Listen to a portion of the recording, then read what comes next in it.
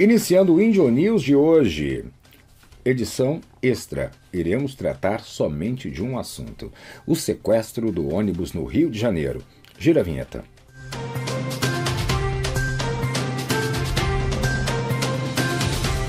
Vamos lá.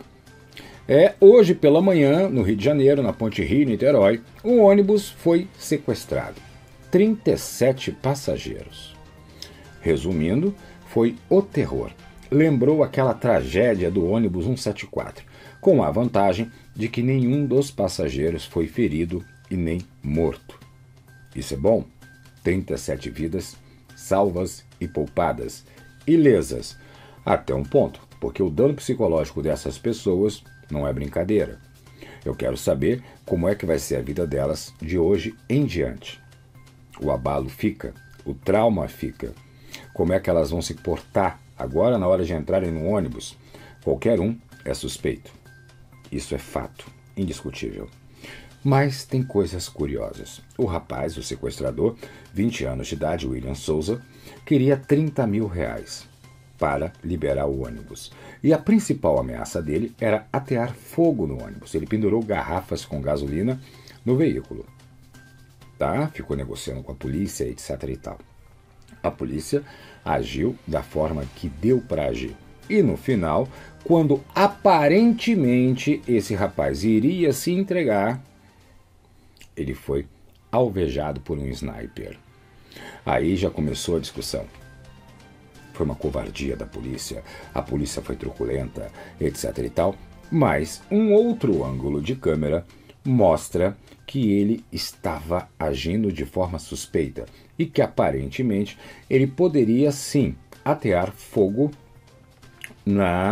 no veículo, matando todos os passageiros. Segundo o governador Wilson Witzel, essa era a intenção dele. Apesar do Wilson Witzel colocar como se ele que tivesse mandado a polícia agir, quando a gente sabe que a polícia estava ali para fazer o que tinha que ser feito. E parabéns à polícia pela ação, apesar da mesma não ser valorizada, nem treinada e nem preparada, de fato, para esse tipo de situação. Temos aí um grande problema social. Temos aí o tratamento de um sintoma, mas nunca a preocupação com a cura da doença.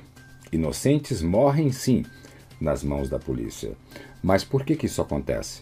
Por ausência do Estado. Quem fica demonizado? O policial, que já é injustiçado pelo que ganha e pela forma como é tratado. Não bastando, na hora que ele tem que ser abraçado pela sociedade, ele é discriminado. Voltamos ao assunto. Wilson Witzel faz sempre aquele discurso dele maravilhoso. Afinal de contas, esses políticos eleitos continuam sempre em campanha. Vamos ver o que vem aí para 2022 com Wilson Witzel. Se é a recandidatura do Rio de Janeiro como governador ou se ele, de repente, vai querer ser presidente da República. Vamos ver o que acontece. Mas, enfim, o curioso disso tudo é o fato do próprio general comandante do BOPE ter que vir a público justificar a ação do sniper, quando estava aparente ali que não tinha outra solução. O risco de dano às 37 vidas era muito grande. Então, a polícia definitivamente agiu como deveria ter agido. Desculpa quem discorda de mim, mas essa é a minha opinião. Enfim, o que ficou mais interessante nisso tudo é que o rapaz, o sequestrador, não possui antecedente criminal nenhum. Porém, na barreira feita na ponte para que ninguém subisse na ponte, passasse, já que estava tudo interditado para negociação, porém, um motociclista foi detido porque tentava furar a barreira. Quando esse motociclista foi detido, ele agrediu os agentes, mordeu um deles, lesão corporal, e quando foram questionar o que ele queria fazer, atravessando a barreira, ele era um comparsa do sequestrador. Mais informações sobre isso não foram passadas. Assim que eu tiver, eu vou trazer aqui para vocês. Esse motociclista tem uma extensa ficha criminal. Crimes sexuais hediondos, assalto à mão armada, furto, lesão corporal, N coisas. Já foi inclusive preso. Então deve ter mais algo por baixo disso tudo. O que a gente tem que refletir com esta situação? O Rio de Janeiro é uma cidade perigosa? O Rio de Janeiro é uma cidade perigosa como toda e qualquer capital do nosso país. Como toda e qualquer capital do mundo. Pensa você que andar em Nova York, Londres, Roma é tranquilo? Com certeza não. Andar no Rio, São Paulo, Porto Alegre, Belo Horizonte, Vitória e demais capitais do Brasil também não é tranquilo. As comunidades vão se formando, o cinturão de pobreza cada vez maior. Os que gostam de se prevalecer na ausência do Estado se infiltram nos cinturões de pobreza, prejudicando a vida de pessoas trabalhadoras e humildes que precisam viver nessa triste realidade. É isso que nós temos na nossa nação. Aí, quando a polícia tem um embate mal equipada, mal preparada e já com seu psicológico abalado, o que pode acontecer? Como em toda guerra, terríveis efeitos colaterais. E quais são esses efeitos colaterais? Balas perdidas, crianças feridas e mortas, pessoas inocentes sendo, às vezes, confundidas com criminosos. Essa é a melhor das opções, quando elas também não são mortas. Famílias que são destroçadas porque o Estado está cada vez mais ausente.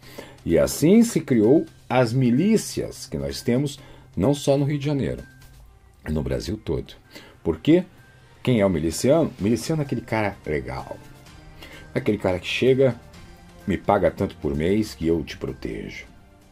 Me paga tanto por mês que ninguém vai te assaltar. Me paga tanto por mês que eu vou fazer o papel da polícia que o Estado não faz.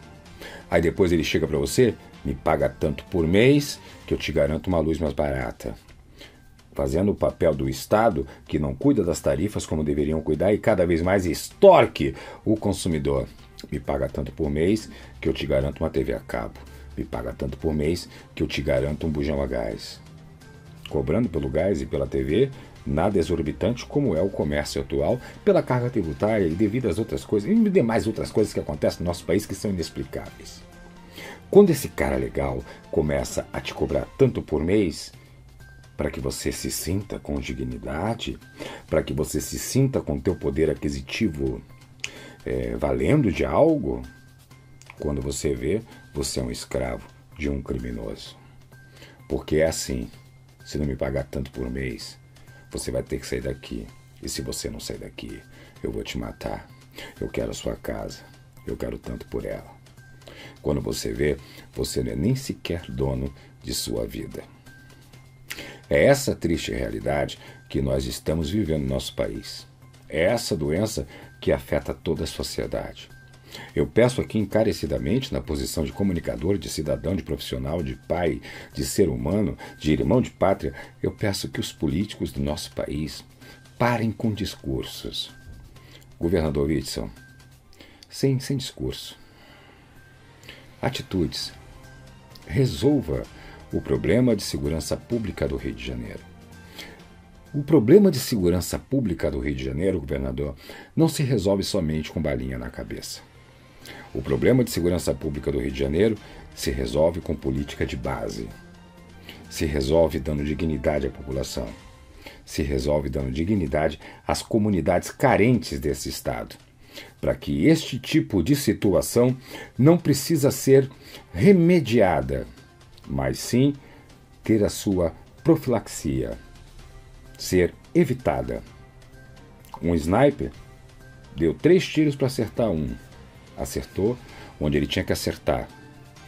Mas se ele não acerta, qual seria o seu discurso agora, governador?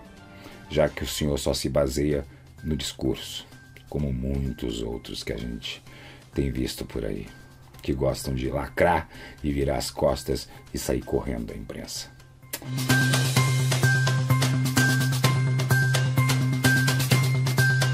Ativa aí o sino para notificação, curte o vídeo, comenta aqui, o comentário é livre, tá bom? Você tem todo o direito de discordar de mim.